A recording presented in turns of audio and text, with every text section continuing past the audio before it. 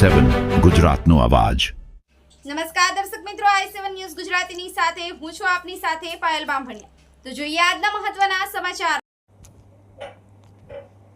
PM પોષણ યોજના સ્વસ્થ બાળક સમૃદ્ધ ભારત આજે ધોળકા અટલ સરોવર પાસે આવેલી પીએમ શ્રી કન્યા શાળા નંબર 1ની મુલાકાત લીધી। પ્રધાનમંત્રી પોષણ યોજના અંતર્ગત શાળાના તમામ વિદ્યાર્થીઓ સાથે વાર્તાલાપ કર્યો અને તેમના સાથે બેસી અને આહાર ગ્રહણ કરવાની તક મળી।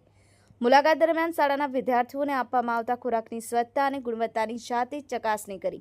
આ યોજના દ્વારા માનનીય વડાપ્રધાન શ્રી નરેન્દ્રભાઈ મોદી સાહેબ તથા માનનીય મુખ્યમંત્રી ભૂપેન્દ્રભાઈ પટેલ સાહેબના દ્રષ્ટિકોણ અને સરકારશ્રીના પ્રયત્નોથી આજે બાળકોને શાળામાં સ્વચ્છ, પૌષ્ટિક અને ગુણવત્તાયુક્ત ભોજન મળી રહ્યું છે, જે તેમના આરોગ્ય, અભ્યાસ અને ભવિષ્ય માટે અત્યંત મહત્વપૂર્ણ છે।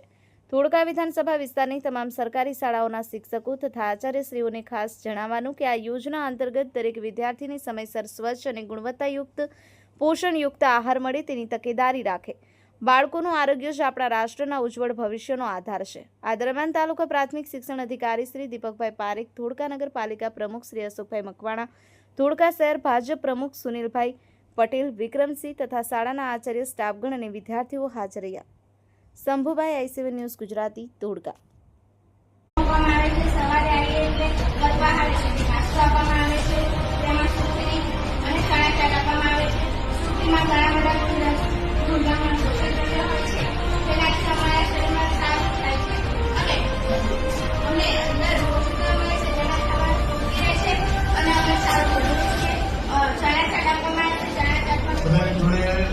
નાસ્તો કરવાની ખરેખર મજા આવી।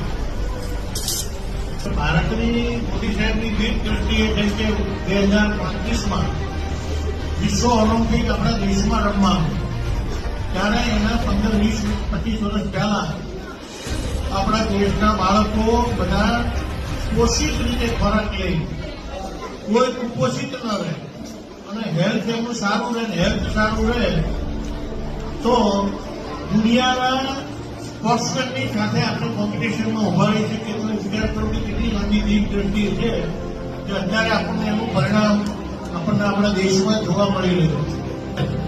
અને એક જ ધ્યેય છે કે બાળક કોઈ પણ કુપોષિત ન રહેવું જોઈએ। દેશનું, ગુજરાતનું કોઈ પણ બાળક દરેક રીતે સશક્ત હોવું જોઈએ। ક્યાંય કોઈનો નાનો મોટો રોગ પણ ન થાય।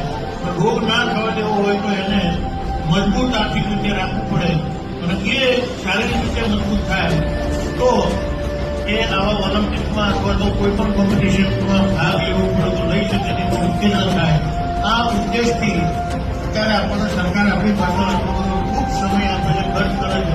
આપણી શાળાના શિક્ષકો પણ તમારી પાછળ ખૂબ સમય આપી અને તમને કેવી રીતે તૈયાર કરવા આપણા સમય શાળામાં ભણ્યા, માસ્ટરમાં એ બોઈસમાં ભણવું, પછી અમને બોર્ડિંગમાં મૂક્યા, પછી અમે બોર્ડિંગ છે ને સીધી રાજ્ય છાત્રાલય ત્યાં ભણતા હતા। ત્યાંથી પછી મારા મમ્મી પપ્પા સાહેબ બહાર જતા હતા કે આવું સુખડી, ચાદરીઓ બધો નાસ્તો ભરી આપે। એટલે આપણાથી જે મજબૂત છોકરો હોય ને એ રાત્રે મૂકી અને બે ભેગા થઈ જાય।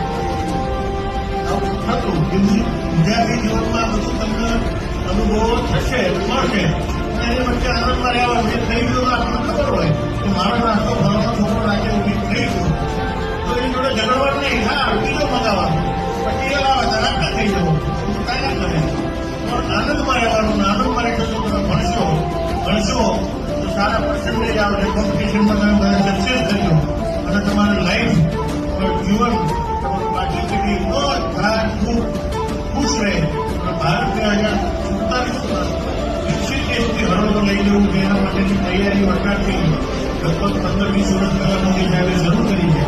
આજે ભૂપેન્દ્રભાઈ પટેલ સરકાર પણ એને અનુસરે અને તમામ પ્રકારની સગવડો વિદ્યાર્થીઓના, બાળકોના, શિક્ષકોને, તમામ પ્રકારના નાગરિકોને મળશે એવી કોઈ પ્રકારે સરકારે કર્યું હોય ત્યારે આજ મને એમ થયું કે કોઈ પણ પ્રકારની સૂચના આપ્યા વગર બધા બાળકો સાથે નાસ્તો કરવા બેવું।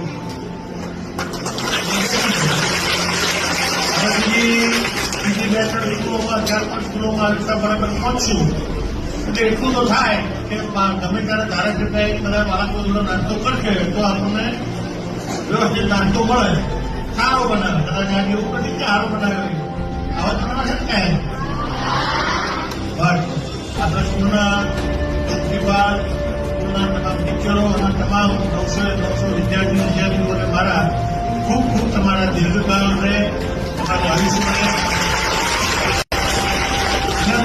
જીવનમાં પ્રગતિ કરો એવી માતાજીના પ્રાર્થના. ભારત માતા કી જય.